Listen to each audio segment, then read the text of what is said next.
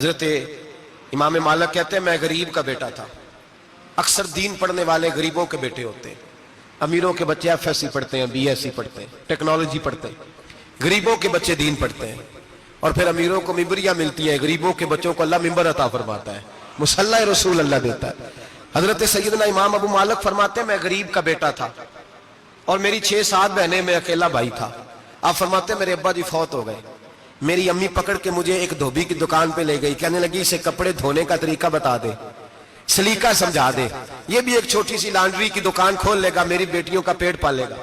دھوبی کہنے لگا ٹھیک ہے, میں 2-3 درہم بھی دوں گا مہینے کے, اور جب کام سیکھ جائے گا تو تنخواہ بڑھ جائے گی. امام ابو مالک رحمت اللہ علیہ فرماتے ہیں میں بہنوں کے لیے روزی کمانے نکلا, میں بیوہ ماں کے سر پہ بوجھ اتارنے کے لیے نکلا, میں غربت کے عالم میں نکلا. رستے میں امام اعظم کا مدرسہ تھا.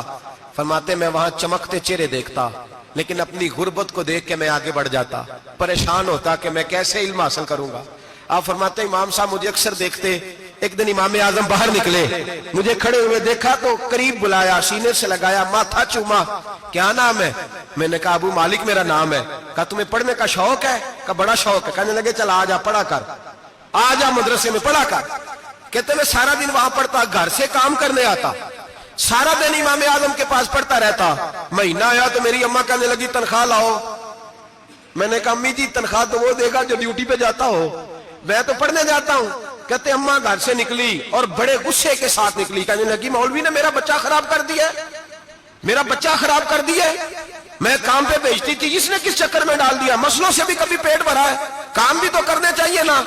کہتے امام اعظم کے سامنے کھڑی ہوئی. امام صاحب بڑے امیر کبیر آدمی, اربوں خربوں پتی تھی, اور پھر اتنے بڑے عالم فقیر, سارا بغداد, سارا کوفہ, سارا مصر سلوٹ کرتا ہے. بی بی آئی اور تیز جملے, عورتوں کا طریقہ ہوتا ہے. کہنے لگی مولوی تیری سفید داڑھی, تیرا اتنا نام, تجھے خیال ہی نہیں آیا میں بیوہ عورت ہوں, تو نے میرا بچہ خراب کر ڈالا, میری یتیم بچیاں روٹی کہاں سے کھائیں گی, مسلوں سے بھی کبھی پیٹ بھرا ہے. کہتی اتنے سخت جملے کہے, پر قربان جاؤ امام اعظم سنتے رہے اور مسکراتے رہے. کہنے لگے میری غلطی ہے, میری غلطی ہے, میری غلطی ہے, بی بی بھول گیا تھا, غلطی ہو گئی. بی بی کہتے تیری امام صاحب سنتے رہے. جب غصہ اتر گیا تو کہنے لگے اماں تیرا غصہ اتر گیا ہے؟ اتر گیا ہے. کہنے لگے تیرا بیٹا بڑا نیک ہے, تیرا بیٹا بڑا لائق ہے, تو اسے پڑھنے دے.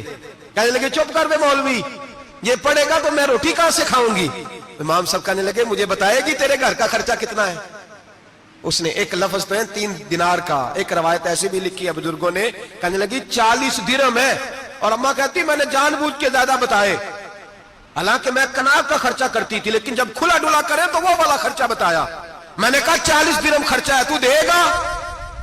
تو کہتے امام اعظم کہنے لگے اماں تجھے لینے نہیں آنا پڑے گا, پہلی سے پہلے تیرے گھر میں پہنچ جایا کریں گے, یکم سے پہلے آئیں گے. او بھائیو کہاں استاد ملتے ہیں, کہاں استاد ملتے ہیں, کہاں وہ لوگ ملتے ہیں جو دعائیں مانگتے, التجائے کرتے, پیار کرتے.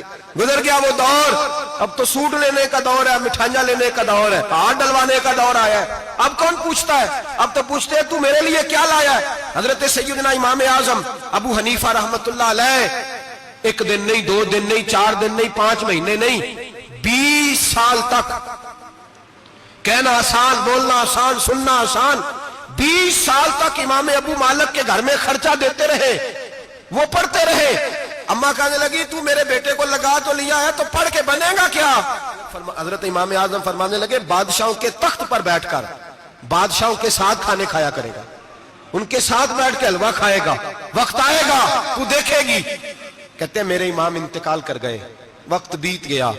ہارون رشید نے مجھے بلایا بغداد میں اور کہا میں آپ کو چیف جسٹس بنانے لگا ہوں. کہتے ہیں میں خوشی سے سجدے کرنے لگا, میں چیف جسٹس بنا. میں نے اپنی اماں کو خط لکھا کہ اماں بغداد آ جا, تیرے بیٹے کو اللہ نے بڑی شان عطا کر دی ہے. فرماتے ہیں ہارون رشید کی بیوی بڑی اولیاء کی, علماء کی بڑی فرما بردار تھی, محبت کرنے والی تھی. اس نے حلوہ بنا کے بھیجا, کھانا بنا کے بھیجا. ہارون رشید تخت پہ بیٹھ کے کھانے لگا تو کہنے لگا امام صاحب آپ بھی یہیں آ جائیں میرے ساتھ. کہتے ایک کونے میں وہ بیٹھ گیا, ایک میں بیٹھ گیا, بیچ میں کھانا رکھ لیا. اتنی دیر میں میری اماں بھی پہنچ گئی. 2 لقمے کھائے تھے کہ اماں آ گئی.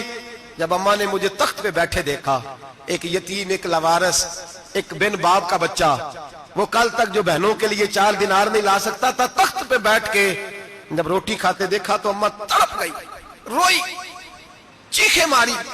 میں نے کہا اماں کیا ہوا؟ کہنے لگی بیٹا مجھے تیرا استاد یاد آ گیا ہے، اس نے کئی سال پہلے کہا تھا اسے دین کا علم پڑھنے دے، اسے فقیہ بننے دے، یہ بہت آگے جائے گا۔ دیکھ آج اللہ نے تجھے کتنی شان عطا کی ہے۔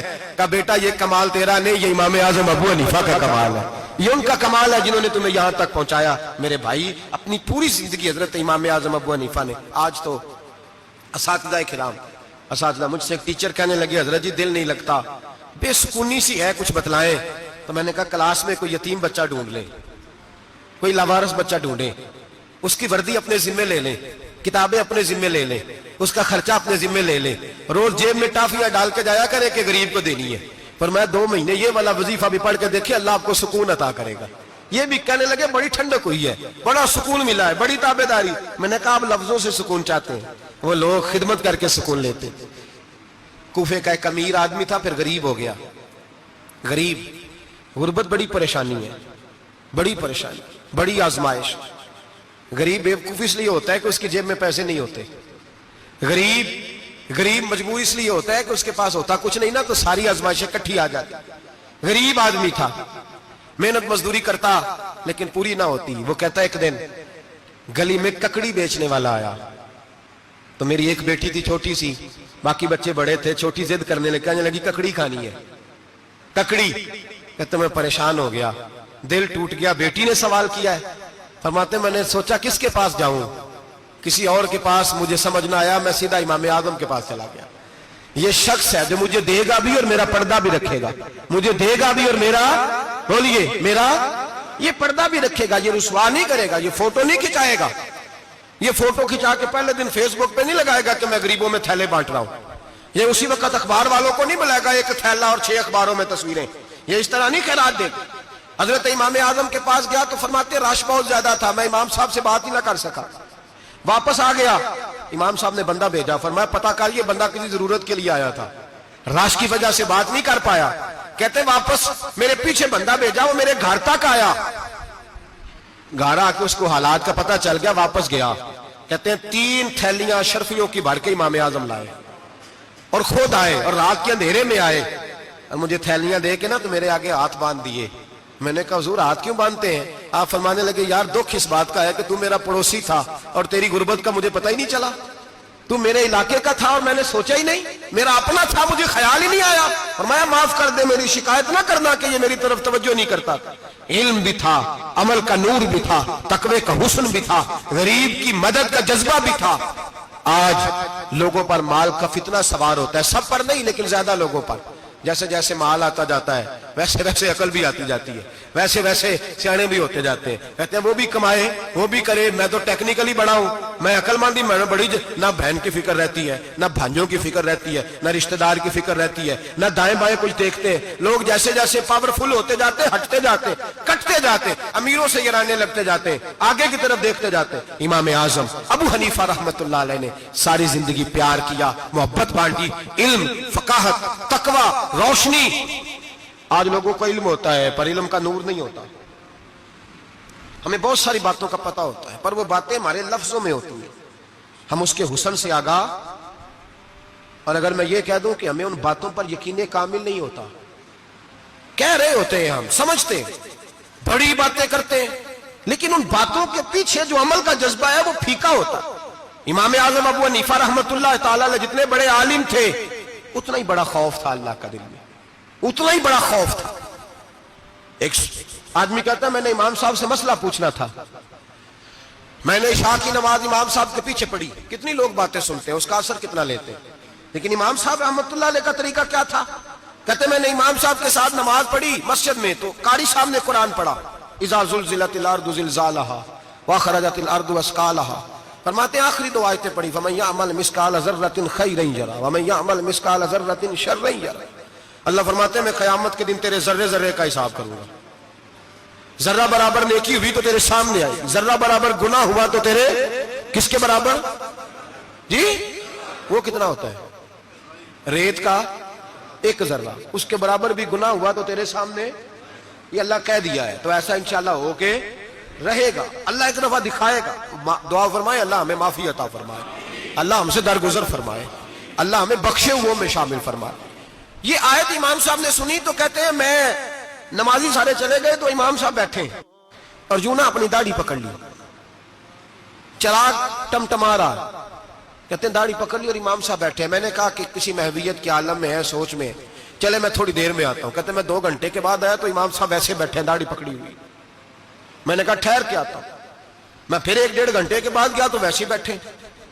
کہتے ہیں تہجد کا وقت ہو گیا, میں مسجد میں گیا تو چراغ ٹمٹمانے لگا, ختم ہونے کے قریب آ گیا. امام صاحب بیٹھے, اب میں نے دیکھا کہ آنکھیں آنسوؤں سے بھری ہوئی ہیں اور اپنی داڑھی پکڑ کے کھینچ رہے ہیں اور کہتے ہیں یا اللہ تو اگر ذرے ذرے کا حساب لے گا تو ابو حنیفہ تو الجھ جائے گا. اے اللہ تو ذرے ذرے کے بارے میں پوچھے گا تو میں تو نہیں جواب دے سکتا. خدا بندہ اس طرح کر, میرے ان سفید بالوں پہ رحم کھا. اے اللہ میرے بڑھاپے پہ مہربانی فرما, مجھ سے نہ ذرے ذرے کا پوچھنا, میں بڑا کمزور ہوں, میں نہیں جواب دے سکتا. مولا مجھ سے درگزر والا معاملہ کر. کہتے تڑپ رہے امام صاحب. فجر کی اذان ہوئی تو امام صاحب نے دائیں بائیں دیکھا, میں پیچھے کھڑا تھا. میں نے کہا حضور ساری رات ہی گزر گئی, آپ ایک آیت سن کے پریشان رہے اور میں روزانہ 20 تقریریں سنتا ہوں, درجنوں حدیثیں سنتا ہوں, مجھے تو اثر نہیں ہوتا. آپ فرمانے لگے مجھے تیرے معاملے کا نہیں پتا, لیکن مجھے اگر تو نے دیکھ لیا ہے تو کسی کے ساتھ ذکر نہ کرنا مجھے. اور فرمانے لگے پھر تو نیک آدمی ہوگا, تجھے نہیں خیال آتا, تو میں تو جانتا ہوں من آنم کے من دانم, پتہ سارا ہے سردار نو کی تیانا, میں تو جانتا ہوں نا, مجھے خبر ہے, لہٰذا میں نہیں حساب دے سکتا, تیرا نہیں مجھے پتا. جتنا میرے بھائی علم زیادہ اتنا خوف بھی. حضرت عبداللہ ابن مسعود فرماتے ہیں زیادہ باتیں کرنے والا عالم نہیں ہوتا, اللہ سے زیادہ ڈر جانے والا عالم ہوتا ہے. جو آدمی لمبی چوڑی گفتگو کرے وہ فقیہ نہیں, وہ اللہ سے ڈرنے والا نہیں, بلکہ جس کو وہ بات کرے تو تھوڑی کرے, ڈر کے کرے, خوف کے ساتھ کرے. اللہ کی خشیت جس کے دل میں ہو وہ بڑا عالم ہوتا ہے. حضرت امام اعظم ابو حنیفہ رحمت اللہ علیہ مالدار تھے اور اپنے مال میں سے حصے نکالتے تھے. امام صاحب فرمایا کرتے تھے میں نے چند 1000 درہم رکھ دیے. حضور کس لیے؟ فرمایا لوگوں کو قرضہ دینے کے لیے. نبی پاک صلی اللہ علیہ وسلم نے فرمایا قرضہ لینے والے کو منع کیا ہے, فرمایا قرضہ ایک قید ہے, بغیر مجبوری کے نہ لینا. اب لینے والے بھی احتیاط نہیں کرتے, فٹافٹ قرضے کے پیچھے بھاگتے. بڑی مجبوری ہو تو قرضہ لیں, فرمایا مقروض قیدی ہوتا ہے, قرضہ لینے سے بچو.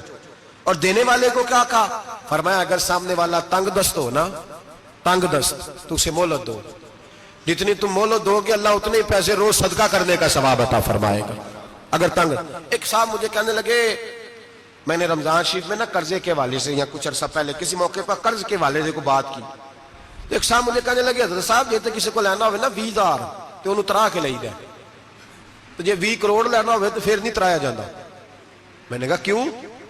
کہنے لگے 20,000 والا بندہ ماڑا ہوتا ہے نا, جہاں 20 کروڑ کھا گیا وڈی مگرمچھ ہوتا ہے, انہوں ترایا جا سکتا, وہ دے کے بندے ترلے ہی کر دے لیندے چل بھائی کیویں دے سکنا ہے. وہ جو 20,000 والا نا ماڑا بندہ انہوں کہندے تو دینے نے کہ تیرا بندوبست کریے, کہندے چل صاحب جمعرات لے آؤ کسی طریقے. جمعرات ماڑا ہے نا. نبی پاک نے کیا فرمایا؟ حضور نے فرمایا تجھے پتہ چل جائے کہ تنگ دست ہے تو مہلت دے, جتنے دن تو اس سے پیسے نہیں لے گا اتنے پیسے روز صدقہ کرنے کا ثواب دیا جائے. اب لوگ جو تگڑی موٹے مگرمچھ ہیں ان کو مہلت دیتے ہیں, وہ کہتے ہیں جا جتھوں لب دے لے, پھر کہتے ہیں نہیں آپ بتائیں آپ کیسے دے سکتے. اور ماڑا بندہ انہیں 2,000 دینا ہے دکان کا, اس کو دکاندار کہتا ہے کل سائیکل لے کے تب گزرنا میرے آگے سے اگر پیسے دینے ہیں تو میں نے سائیکل رکھ لینا. ڈرنا چاہیے اللہ پاک, ہمیں پتا ہوتا ہے سامنے والا غریب ہے, تنگ دست ہے, مجبور ہے, اسے مہلت دینی. امام صاحب کہتے ہیں میں نے کچھ پیسے رکھے ہوئے تھے, پس منظر یہ تھا کہ غریب لوگ آتے ہیں تو میں ان کی مدد کروں گا. امام اعظم ابو حنیفہ نے ایک بندے سے پیسے لینے تھے اور حال یہ تھا کہ آپ دھوپ میں کھڑے تھے, ساتھ اس بندے کا مکان تھا. لوگوں نے کہا حضرت دیوار کے سائے میں ہو جائے. فرمانے لگے اس سے پیسے لینے ہیں, اگر سائے میں کھڑا ہوا تو سود میں شمار ہو جائے گا, میں اس سے فائدہ نہیں لے سکتا. ایک بندے سے قرضہ لینا تھا, وہ آپ کو دیکھ کے گلی اور دوسری گلی میں چلا گیا, رستہ بدل گیا اور چھپ گیا.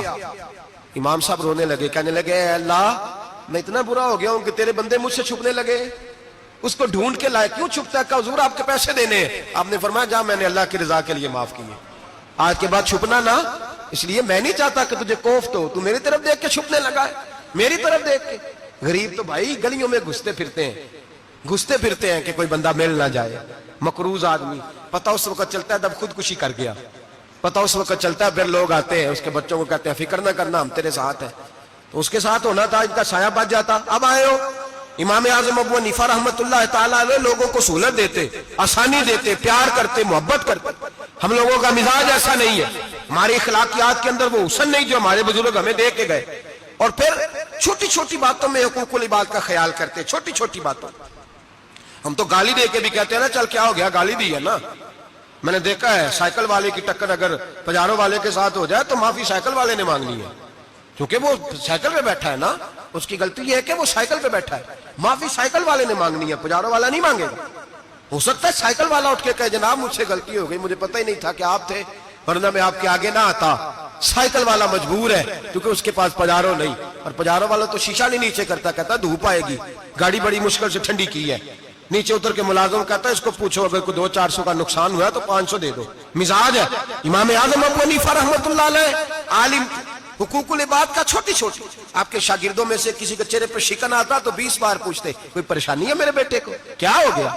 सारी जिंदगी सायादार शजर की तरह गुजारी, सारी जिंदगी शागिर्दों पर मुरीदों पर मोहब्बत का सायबान रहा, ठंडी छाव रही इमाम साहब की। इमाम आजम अबू हनीफा रहमतुल्लाह ताला अलैह गली से गुजर रहे थे, लकड़ी के जूते पहना करते थे, खड़ाओ। एक नौजवान बच्चे के पैर पे पैर आ गया तो कहने लगा इमाम अल्लाह से डर जा। ये लफ्ज गए तो इमाम साहब की चीख ही निकल गई। कई घंटे बेहोश रहे। लोगों ने कहा हुजूर क्या हुआ, फरमाने लगे तुमने सुना नहीं, छोटे छोटे जवान भी कहते हैं कि अबू हनीफा अल्लाह से नहीं डरता, अल्लाह की मखलूक कहती है नहीं डरता। अगर ये कह रहे हैं तो मेरा क्या बनेगा। कई दिन रोते गुजर गए। लोग उस बच्चे को लाए, आगे कहने लगा हुजूर आप तो परेशान हो गए, मैंने तो मुहावरतन कहा था, मुहावरतन कहा था कि आप अल्लाह से नहीं डरते। फरमाने लगे बेटे मुझे मुहावरों का नहीं पता, जब रब के खौफ का नाम आता है तो जुमले सीधे मेरे दिल से जाके टकराते, सीधे दिल से जाके टकराते। गली से गुजर रहे, लकड़ी के जूते पहने, खड़ा हूं, बारिश है, कीचड़ है, एक दीवार के करीब से गुजरे तो थोड़ा सा कीचड़ उड़ के ना तो दीवार पे पड़ गया। यहां ट्राली वाला सारी दीवार तोड़ जाता है और कहता है चलो मैंने कौन सा जानबूझ के किया है। यहां लोगों का घर तोड़ जाते हैं, कहते हैं चलो बताओ कितना खर्चा आया था। फौरी तौर पे लोग मानने को तैयार ही नहीं। इमाम साहब के पैरों से, ये बारीकी समझे, ये हुकूकुल इबाद का मसला है, जो जानने वाले होते थे उनका ये तर्ज जिंदगी था। कीचड़ उड़ा पैरों से और एक आदमी की दीवार पे पड़ गया। इमाम साहब खड़े हैं, सोच रहे करूं तो क्या करूं। शागिर्द साहब है, हजरत जी क्या परेशानी है। आप फरमाने लगे मैंने उसकी दीवार गंदी कर दी है, साफ ना करूं तो भी जुल्म है, और अगर साफ करूं तो दीवार कच्ची है, जब साफ करूंगा तो कुछ मिट्टी उतर जाएगी, तो किसी के घर की मिट्टी उतारना यह भी जुल्म है। अब मैं दो परेशानियों में उलझ गया हूं, किधर जाऊं। कहा हजरत जी फिर। फरमाया इसके दरवाजे पर दस्तक दो। दरवाजे पर दस्तक दी तो जो बंदा बाहर आया वो मजूसी था, आग की पूजा करने वाला था। इमाम साहब कहने लगे मुझे जानते हो। कहने लगे हुजूर सारा कूफा जानता है, सारा बगदाद जानता है, सारी दुनिया जानती है आप मुसलमानों के इमाम हैं, लोग जानते। आपने फरमाया यार मुझसे गलती हो गई है। वो क्या। आप फरमाने लगे मैं अपने अंदाज में गुजर रहा था, बूढ़ा आदमी हूं, ख्याल नहीं आया, थोड़ा कीचड़ उड़ के तेरी दीवार पे लग गया है। मेरे भाई ये कोई फरिश्ते थोड़ी थे, यही जमीन पे बसने वाले लोग, एहतियात वाले लोग थे। हम लोगों ने पता नहीं अपना मिजाज इतना सख्त क्यों बना लिया है। कितने लोगों को लताड़ के, कितनी पगड़ियां उछाल के, कितने हुकूकुल इबाद जाया करके भी हम उसी तरह के मुतमईन है। कहां से तसल्ली लाते हैं हम, कहां से अपने आप को ठंडक देते हैं, कैसे अपने आप को हम सुकून दे लेते हैं किसी को तकलीफ देके। किस तरह सुकून की नींद आती है जब कोई परेशान होता, क्यों हमारा दिल पत्थर हो गया। आला हज़रत फरमाया करते थे जा किसी से जाके इलाज करा, तेरे सीने में जो दिल धड़क रहा है वो सख्त हो गया, जा किसी से जाके इसकी दवाई खा, तुझे ख्याल ही नहीं आता तड़पते लोगों को देखकर, जा जाके इलाज करा, अगर ऐसे ही मर गया तो हालात तेरे हक में अच्छे नहीं होंगे। हजरत इमाम साहब तड़प रहे हैं और उस शख्स के सामने आहोजारी कर रहे हैं जो मजूसी भी है, गरीब भी है, कच्चे घर में रहता है। फरमाया यार बताओ क्या करूं। इमाम साहब बातें कर रहे हैं तो वो आदमी हैरत में खो गया, कभी दीवार देखता, कभी अपना आप देखता, कभी इमाम साहब को देखता, दाएं बाएं देखता, पसीने आने लगे, पता नहीं क्या सोचों का मद्दो जजर चलने लगा, कहां बात गई, कहां तक उसकी सोच गई, कहां पलट के आई। कहने लगा इमाम साहब मैं तो चौक में रहता हूं, रोजाना पता नहीं कितनी गाड़ियां मिट्टी बरसा जाती हैं, कभी कोई नहीं आया, आपको क्या हुआ। आप फरमाने लगे मुझे किसी का नहीं पता, मुझे तो मैंने जो कुरान हदीस पढ़ा है मुझे तो डर आ रहा है, मुझे बता तू माफी देता है कि नहीं, तेरी दीवार साफ होगी कि नहीं। कहने लगा हुजूर दीवार को छोड़े, पहले कलमा पढ़ाए, मेरा दिल तो साफ कर दे। कहने लगा इतना मीठा दीन, इतना प्यारा दीन, इतना खूबसूरत दीन कि गरीब की दीवार पर कीचड़ लग जाए और आपको इतनी तकलीफ हो, मैं इस दीन से दूर क्यों हूं। यहां रोज यूरोप कहता है कि मुसलमान झूठी शादियां करते हैं, दंगा फसाद करते हैं, नेशनैलिटी लेने के लिए झूठ बोलते हैं, جانے کس کس قسم کے لوگ پاپڑ بیلتے ہیں، کس کس طرح اپنا ایمان بیچتے ہیں، کیا انداز ہم اختیار کرتے ہیں۔ ہمارے کردار نے لوگوں کو مذہب اور دین کا باغی بنا دیا۔ ہمارے بزرگوں کا طریقہ یہ تھا کہ چھوٹی چھوٹی باتوں کا خیال کرتے، چھوٹی چھوٹی باتوں کا۔ بہت بڑے عالم تھے، یہ ساری نیکیاں تو ان کی سماجی تھی، فلاحی تھی، ان کی معاشرت کی نیکیاں تھی، دنیا داری، لیکن جو ان کا باقی کا معاملہ تھا، 4 لوگ ایسے ہیں جو ہمیشہ قرآن پاک ایک رات میں پڑھا کرتے تھے۔ ان میں پہلا نام حضرت عثمان غنی کا ہے، پورا قرآن پاک۔ دوسرا مولا علی شیر خدا کا ہے۔ تیسرا حضرت سعید بن جبیر کا ہے۔ چوتھے امام اعظم ابو حنیفہ ہیں جو ایک رات میں پورا قرآن پاک پڑھ دیا کرتے ہیں۔ جس جگہ امام اعظم کی قبر بنی ہوئی ہے نا، اعظمیہ ایک محلہ ہے بغداد کا، اس کا نام ہی اعظمیہ، امام صاحب کے نام، جہاں قبر بنی ہوئی ہے، وہاں بیٹھ کے امام اعظم ابو حنیفہ نے 60 مرتبہ قرآن پاک ختم کیا، خود پڑھا، خود فرمایا یہاں میں نے دفن ہونا ہے۔ اس جگہ 60 قرآن پاک پڑھے۔ رمضان کا مہینہ آتا تھا تو امام صاحب ایک قرآن پاک دن میں پڑھتے تھے، ایک رات کو پڑھا کرتے تھے، ایک قرآن پاک سنایا کرتے تھے۔ امام صاحب رحمۃ اللہ علیہ ساری رات نفل پڑھتے۔ لوگ کہتے ہیں کہ امام صاحب کی رات نماز کے لیے کھڑے ہوتے تو ایک رکعت میں 15 سپارے پڑھتے، تو لوگ کہتے تھے یہ ابو حنیفہ نہیں، یہ تو کوئی کسی نے پلر کھڑا کر دیا، یہ تو کوئی ستون ہے، رکوع ہی نہیں کرتا، پورے 15 سپارے۔ یہاں تو ابھی تراویح آئیں گی، لوگ پہلے سے کہنے لگ گئے بڑی گرمیوں کے روزے، بڑی گرمیوں کے روزے، اور آ تو لینے دے بھائی، پہنچ تو لینے دے رمضان شریف کو، اللہ بڑا مہربان ہے، ہر چیز کو بدلنے پہ قادر ہے۔ پہلے سے لوگ تیاری کر رہے ہیں، مسجدیں ڈھونڈیں گے جائے اسی اچھا ہو، قرآن جلدی پڑھا جائے، ڈھونڈ کے۔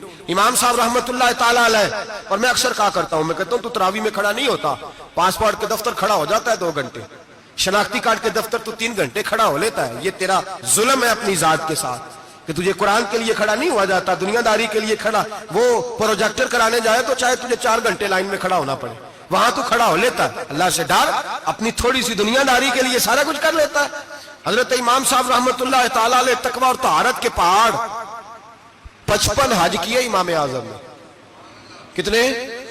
55 حج فرمائے۔ آج ایک مشقت والا کام ہے، جدوجہد والا کام ہے، جوان بھی تھک جاتے ہیں، کہتے ہیں بڑا مشکل ہے جی، اور یہ جتنا مرضی آسان ہو گیا قیامت تک اس نے مشکل ہی رہنا ہے، اس لیے کہ یہ ایک مجاہدہ ہے۔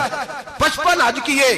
آخری حج پہ گئے تو کعبے کے مجاور کو کہنے لگے ذرا کھول نہیں دیتے کعبے کا دروازہ، میرا اندر جانے کو دل کرتا ہے۔ اس نے دروازہ کھولا، اندر گئے تو کہنے لگے خدایا، 2 جملے کہے، کہنے لگے اے اللہ، جتنا تو نے مال دیا تھا میں اتنا شکر نہیں ادا کر سکا، اور جتنا تو نے علم دیا تھا میں اتنا عمل نہیں کر سکا، اب بوڑھا ہو گیا ہوں، مہربانی کرنا مجھ سے درگزر والا معاملہ کر، اور اے اللہ اگر تو مجھے بتا دے کہ تو راضی یا ناراض ہے تو میں ذرا سکون سے مر جاؤں۔ کہتے ہیں کعبے کی دیواروں سے آواز آنے لگی، ابو حنیفہ تیرا رب تجھ سے بڑا راضی ہے۔ داتا گنج بخش علی اجویری جیسا بابا 1000 سال پہلے لکھ کے گئے کشف الماجود میں، داتا صاحب نے لکھا ہے 1000 سال پہلے کشف الماجود میں۔ داتا صاحب فرماتے ہیں میں حضرت بلال کی قبر پہ حاضری دینے گیا، یعنی 1000 سال پہلے کے مسلمان بھی قبروں پہ مزاروں پہ جایا کرتے تھے۔ داتا صاحب لکھتے کہتے ہیں ملک شام میں حضرت بلال حبشی کی قبر پہ حاضری دینے گیا، میں قبر پہ حاضری دے کے تو ساتھ لیٹ گیا، میری آنکھ لگ گئی، مجھے خواب میں نبی پاک کا دیدار نصیب ہوا، گویا حاضری حضرت بلال کی، اور برکت یہ کہ وہاں مجھے مصطفیٰ کا دیدار نصیب ہو رہا ہے۔ فرماتے ہیں نبی پاک میری خواب میں آئے، حضور نے ایک بوڑھے بابے کے گلے میں ہاتھ ڈالا ہوا ہے اور اپنے ساتھ چلا رہے ہیں۔ میں نے عرض کی یا رسول اللہ یہ کون ہے؟ تو نبی پاک نے فرمایا یہ تیرا امام اعظم ابو حنیفہ ہے۔ فرماتے ہیں مجھے سمجھ آ گئی کہ امام اعظم بھٹک اس لیے نہیں سکتے کہ انہیں رسول پاک نے سہارا عطا فرمایا ہے، وہ بہک اس لیے نہیں سکتے کہ نبی پاک نے انہیں سہارا دیا۔ داتا گنج بخش علی اجویری رحمت اللہ تعالی علیہ فرماتے ہیں کہ امام صاحب رحمت اللہ تعالی علیہ بہت بڑی شخصیت۔ امام اعظم کا پیغام کیا ہے؟ انہوں نے فقہ بنائی، دین پھیلایا، جتنی بھی میں نے باتیں سنائی سارا پیغام، ایک پیغام ہے امام صاحب۔ امام صاحب رحمت اللہ تعالی علیہ فرماتے ہیں کہ دین پر عمل کرنے والوں کو بھی کسی اچھی صحبت کی ضرورت ہوتی ہے، عمل کرنے والے کو۔ آپ فرماتے ہیں کئی دفعہ عمل کرنے والے کا عمل بھی ٹوٹ جاتا ہے، استقامت نہیں رہتی۔ فرماتے ہیں اچھی صحبتیں تلاش کرو، ان کے پاس بیٹھا کرو، ورنہ ہو سکتا ہے جو عمل تم کر رہے ہو اس میں کمی آ جائے۔ جتنا نیک لوگوں سے رابطہ زیادہ رہتا ہے انسان کا دین پر عمل زیادہ رہتا ہے، جتنا نیک لوگوں سے پیچھے ہٹتا ہے اتنا دین سے۔ آپ فرمایا کرتے تھے اگر 2 سال نہ ہوتے جو میں نے امام جعفر صادق کی صحبت میں گزارے، ابو حنیفہ ہلاک ہو جاتا۔ اپنے آپ کو رب کریم کے بندوں کے ساتھ لگا کے رکھے، جوڑ کے رکھیں، اگر ہمارا رب کریم کے بندوں سے رشتہ رہے گا تو قرآن و سنت سے رشتہ رہے گا. اللہ تعالی ہمیں ان بزرگوں کے نقوش سیرت پر عمل کی توفیق عطا کرے. آخر دعوانا ان الحمدللہ رب العالمین.